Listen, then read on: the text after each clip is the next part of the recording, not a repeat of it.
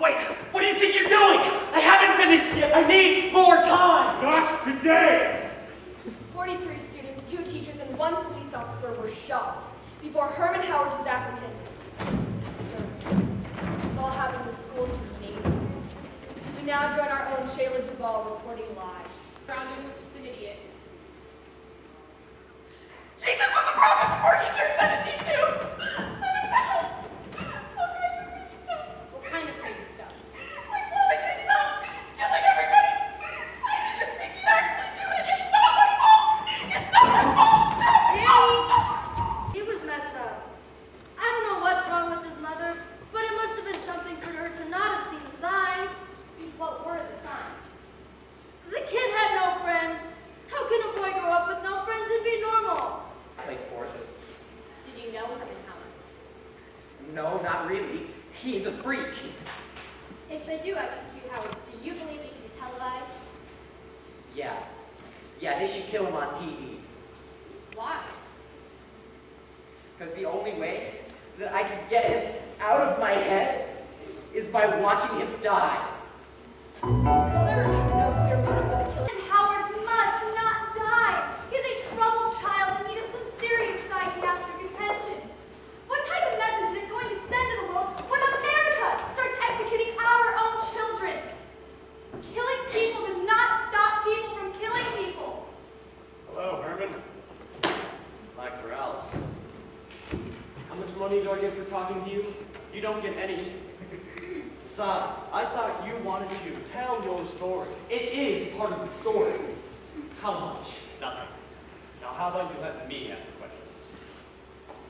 Did you get picked on a lot? Every day. Tell me about it. Jocks say call me names, they yank my underwear, push me around, stuff like that.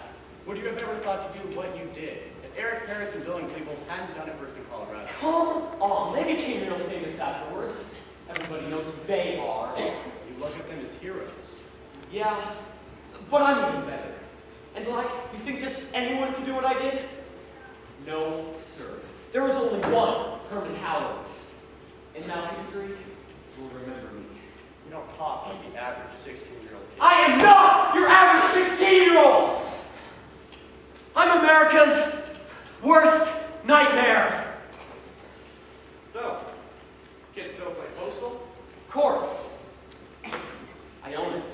Explain it to me. You are a postal worker. You go into the office one day because you've had enough of people's crap. And you shoot everyone up until they're all gone. Sounds easy. Well, you've got time limits. And you get more points for shooting people in the face than in the stomach or the legs or the back of the head.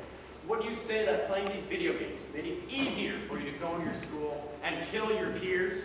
Of course it did. How do you think I became such a good shot? At one point, this girl started sneaking to the door. She was like 50 feet from me. Bang! I clubbed her right in the back of the head and her face exploded. And landed all over some kid. You think that's funny? I guess yeah, I'd be there. I mean, here's this girl who thought she was home free. And she's running, about to get to the door, when all of a sudden, oops! There goes my face. And it lands all over some tiny little kid in glasses. Can you imagine what that kid must have been thinking when that happened? Sucker. Like you and your ratings? Get it straight, kid. I am not here to make you look like a superstar, nor am I here to make you look like some tragic hero. Because you're not. You're neither. I'm here because there's a world outside that thinks you should be electrocuted at age 16 on national television. That's a story. What did you do when you got to school? I waited until everyone was in their second period. And the security guards took their lunch break.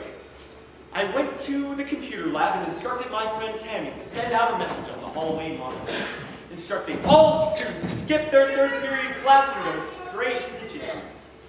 How'd you get the guns? Do you have any idea how easy it is to get a gun? Everybody and their brother has a gun. Everyone has a mother. What? Everyone has a mother, not a brother. That's the saying. Everyone has a mother. Whatever.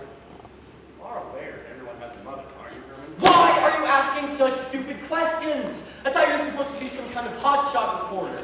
Fine, let's cut to it. Were you ever thinking of the people's mothers or fathers while you were shooting them in the faces? No. Why not? Because I'm obviously screwed up. Lax.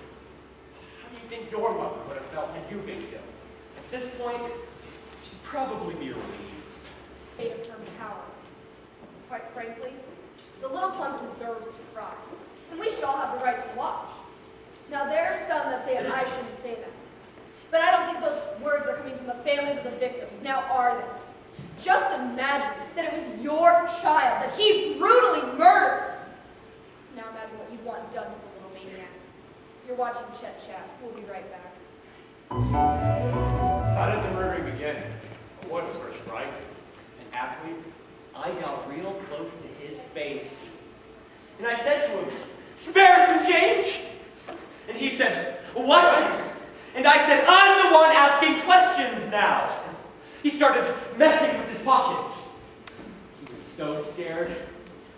Not fast enough. Bang! And I pulled the trigger. And this was my prey. Yeah, my brain. What went through your mind as you pulled the trigger? You know, Lax, I thought there'd be more blood. Why did you shoot him? Because he was an idiot. What had he done to you? Nothing, everything. He was just a fool. He was just... I need a break. I need a break. You're a superstar. Yes, you are. They all blame me. I'm not blaming you for anything. I'm trying to give you a chance to explain your side of the story. That's all. He was my little boy once. We were such a happy family. My husband left when Herman was 8 and Julia was 5. Immediately after the incident, you were quoted as saying, "Herman is a happy, healthy boy. I can't understand why he'd do something." You think that I'm a cold woman, and I don't care what happened to those children. My official statement is, I don't know why he did it. One minute he's happy, the next minute he's depressed, and the next he's gone completely insane. My child. Did you monitor Herman's internet time or keep him from watching R-rated movies or playing violent video games? If I had forbidden those kinds of things in my house, he would have gone to a friend's house, and I would have seen it even less. So, you knew.